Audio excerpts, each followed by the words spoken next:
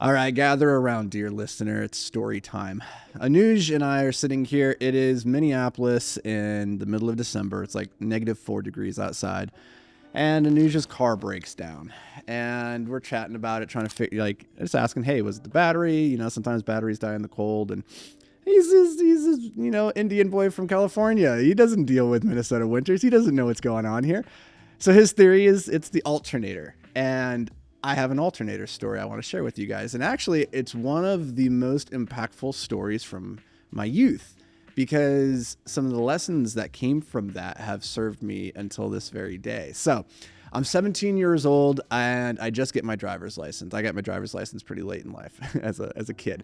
So I'm 17 years old. I have this old, I think it was a Chevy Cavalier, and it just dies on the side of the freeway one day about 15 minutes from home. I pull it over into this parking lot, and I call my dad. When you're a kid and everything goes wrong, what do? You call your parents. So I call my dad, and I'm like, my car broke down, and I don't know what to do. So he comes over, and he comes and looks at the situation with me. Well, now what's really funny is where the car breaks down, the parking lot that I break down and roll into is literally the parking lot of a mechanic. And so I just go over, and like we walk over there, and I'm like, hey, my car died, and they're like, okay, let's take a look at it. So they take a look at it, and they deduce, yeah, this is your alternator. Your alternator is dead. I was like, okay, I don't know what that means. I don't know what an alternator is. I don't know what am I looking at here? Do I need a new car? And they're like, no, but it is going to be like $1,000 or something like that to fix it. They're like, we have, the part here, and we can get it in the next couple of hours. And I was like, oh, dang, that really sucks. $1,000. All right, I guess I got to do that. And my dad stops me. He stops me and he's like, that's a stupid idea. And I was like, what do you mean? And he's like, well, I just looked it up on my phone and it looks like we could get an alternator for like $200 from the store down the street. And he goes, then we could just get the Chilton guide to car repairs or whatever. Like find the one for my particular car for like $20, right? And he goes, and then all you need is like, a couple tools and we could just change it ourselves and you would save like $700. And I was like, okay. So we get in my dad's car. He takes me to the other mechanic to buy the alternator. We get the Chilton book.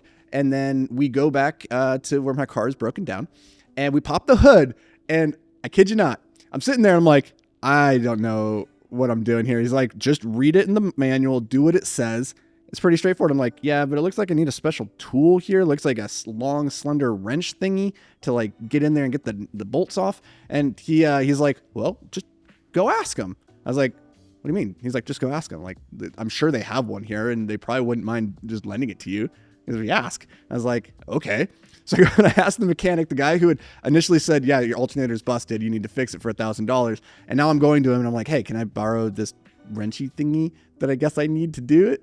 And, like surprisingly, the guy's just in good nature. He's like, yeah, sure, kid, whatever. And he like gives me the wrench. Right.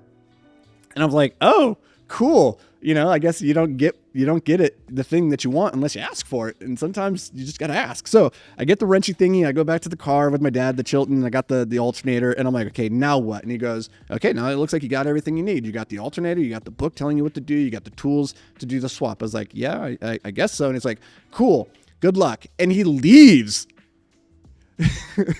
He leaves.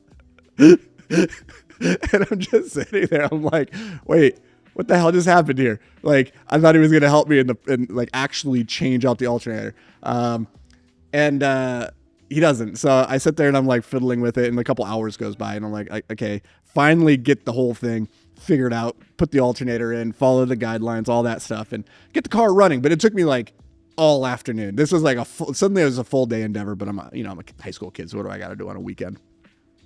Long story short, and the reason I share this with you and the lessons that we can take from this, there's so many good lessons in here. First of all, is the first lesson I learned from that was, my dad stopped me from just doing the thing that's really obvious in front of you, paying somebody else to solve the problem for you, right? Like you're paying the man to give you a fish.